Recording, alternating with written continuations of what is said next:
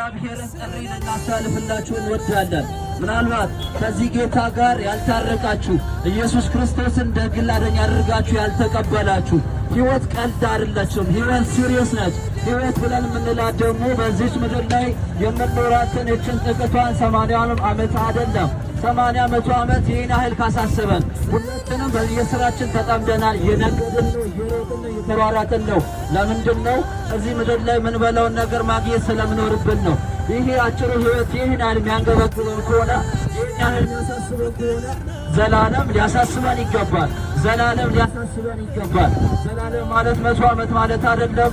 ዘላለም 200 ዓመት አይደለም። ዘላለም 1000 ዓመት አይደለም። ዘላለም ቁጥር የሌለው ሕይወት ነው።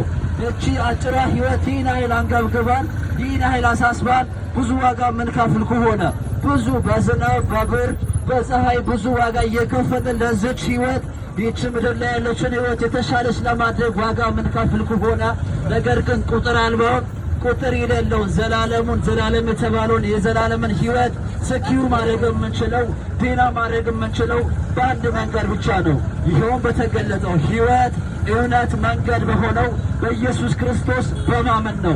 እባካችሁን በዚህ አጋጣሚ እዚያ አካባቢ ያላችሁ ሰዎች ልንነግራችሁ እንፈልጋለን። ምናልባት እያፌዛችሁ እንደዚሁም ደግሞ በተለያየ ሁኔታ የምትገኙ ምን ይመጣል ሕይወት እንደዚህ ነው፣ ይመጣል ይሄዳል፣ በቃ ይሄ የተለመደ ነው። በአባቶቻችን ዘመን ጀምሮ ከጥንት ጀምሮ ይመሻል ይነጋል፣ ምንም አዲስ ነገር የለም የምትሉ አይነት እንደዚህ አይነት አመለካከት ያላችሁም ሰዎች ካሉ እነግራችኋለን። እኛ የወጣትነት ስሜት ስለያዘን አይደለም እዚህ የተገኘ ነው፣ ግን የተበራለን የተገለጠልን የእግዚአብሔር እውነት ስላለ ነው።